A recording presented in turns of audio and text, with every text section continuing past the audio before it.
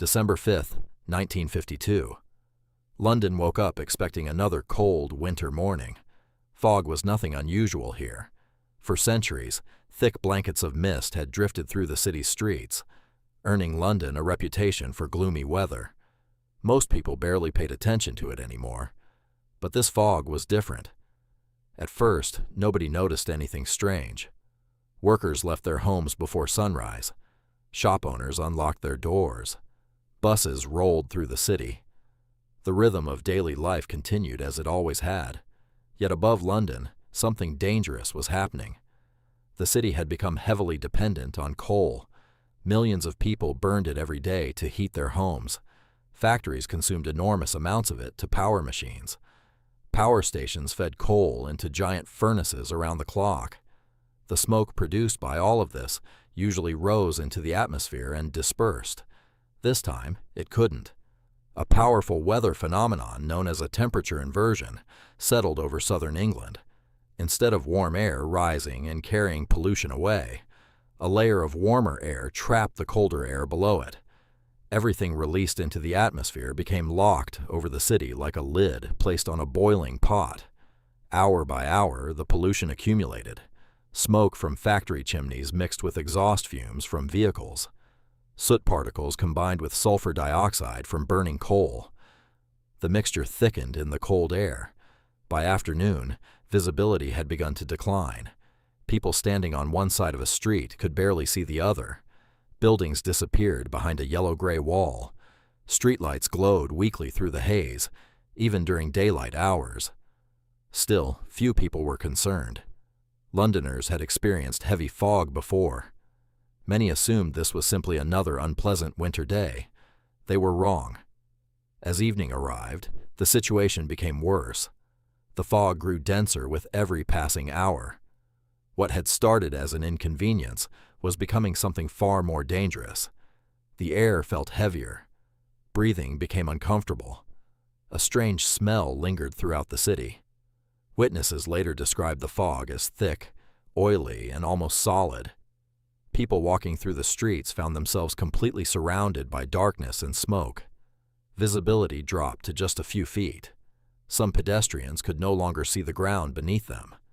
Others became disoriented and lost in neighborhoods they had known their entire lives. Drivers struggled to navigate the roads. Buses slowed to a crawl. Cars moved cautiously through the darkness. Accidents became increasingly common. Meanwhile, inside homes, residents began noticing something unsettling. The fog wasn't staying outside. It slipped through cracks in windows and beneath doors. Living rooms filled with smoke. Curtains absorbed the smell of coal. Families could taste pollution in the air while sitting at their dinner tables. For many Londoners, it felt as if the city itself was suffocating. Yet the worst was still to come. Throughout the night, thousands of chimneys continued pumping smoke into the atmosphere. Factories remained operational. Power plants continued burning coal. More pollution entered the air, but none of it could escape. The invisible trap above London held everything in place.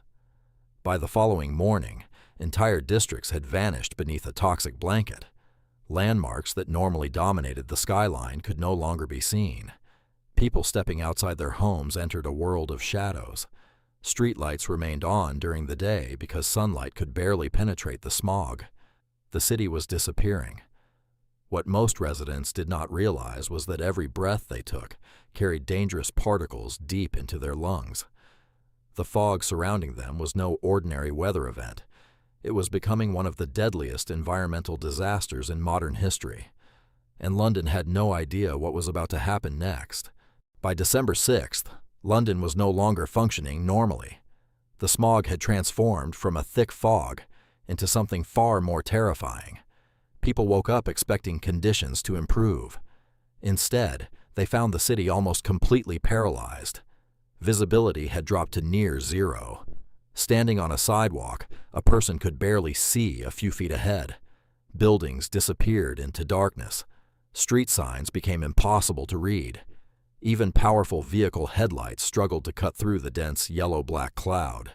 The city was effectively blind. Public transportation began collapsing. Bus drivers could no longer see the roads in front of them. Routes were canceled throughout the city. Taxi services became unreliable. Many drivers simply abandoned their vehicles rather than risk an accident. For thousands of workers, reaching their jobs became nearly impossible. Yet transportation problems were only the beginning.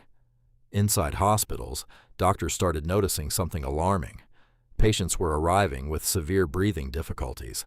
Many complained of burning throats and painful coughing. Others struggled to catch their breath. The elderly and those with existing respiratory illnesses were particularly vulnerable. With every hour, the number of cases increased. Medical staff had never seen anything like it. Outside, the smog continued spreading. Schools remained open, but attendance dropped sharply. Parents worried about sending children into the poisonous air. Teachers reported students coughing throughout lessons. Businesses suffered as customers stayed home. Stores stood nearly empty. Theaters attempted to continue performances, but audiences could barely see the stage through the haze that had drifted indoors. Some shows were canceled entirely. The smog respected no boundaries. It entered homes.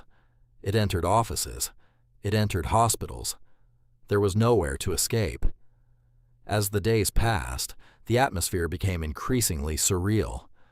Witnesses later recalled walking through streets that felt more like a nightmare than reality. People moved slowly through darkness during the middle of the day.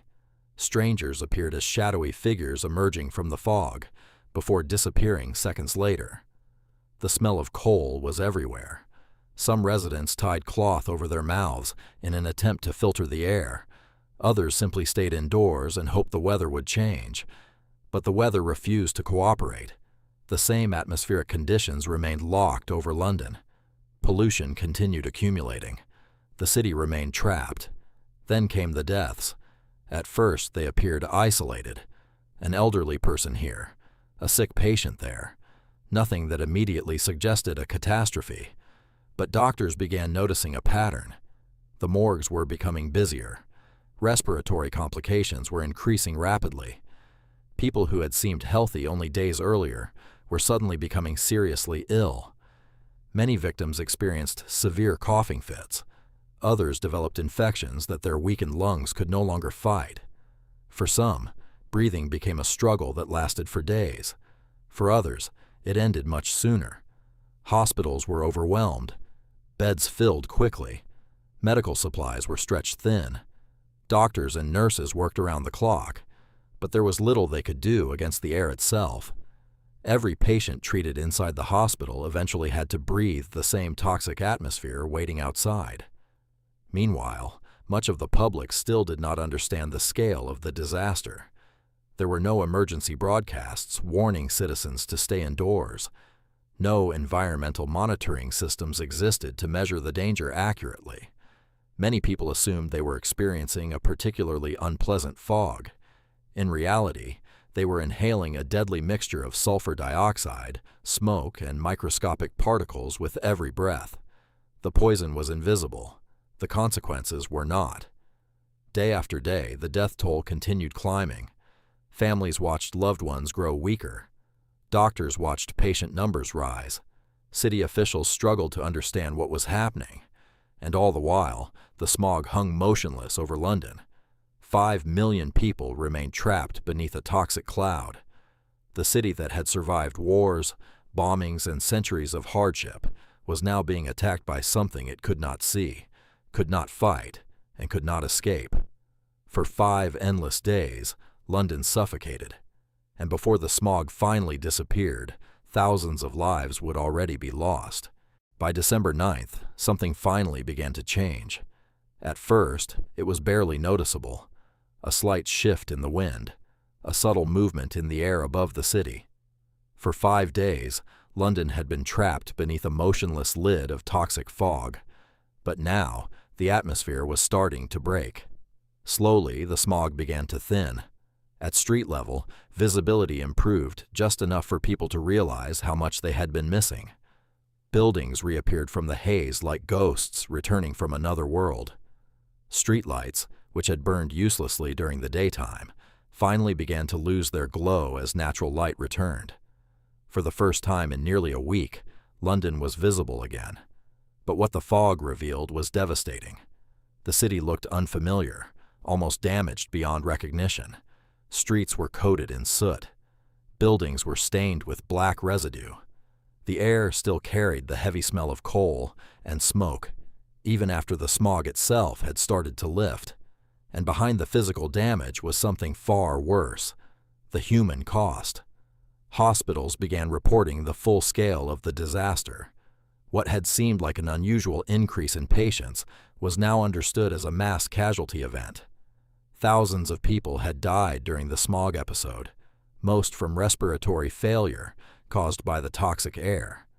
Many of them had never left their homes. They had simply breathed the city itself. As the days passed, the true impact became clearer.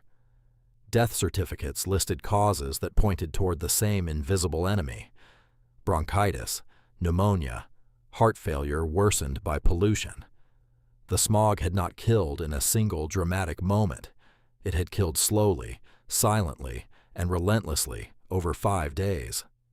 The realization shocked the entire country. For a city that had survived the Blitz during World War II, this felt different. There were no bombs, no explosions, no visible enemy, only the air. Public outrage grew quickly. People demanded answers. How could something so deadly have gone unrecognized for so long? Why had there been no warnings? Why was London still dependent on such dirty fuel sources? The government was forced to respond. Investigations were launched almost immediately after the smog cleared. Scientists studied the atmospheric conditions that had trapped pollution over the city. They confirmed what many now suspected. This was not a normal fog, but a lethal combination of coal smoke, sulfur dioxide, and stagnant weather conditions. The findings were impossible to ignore, and they led to change. In the years that followed, Britain introduced major clean air reforms. The use of coal in urban areas began to be restricted. Industrial emissions came under stricter control. New laws were passed to prevent a disaster like this from ever happening again. The Great Smog of 1952 became a turning point in environmental history, but for the people who lived through it, the memory never faded. 5 days had been enough to suffocate one of the world's greatest cities. And even after the air cleared, London would never breathe the same way again, because sometimes the most dangerous disasters are not loud, they are silent and invisible.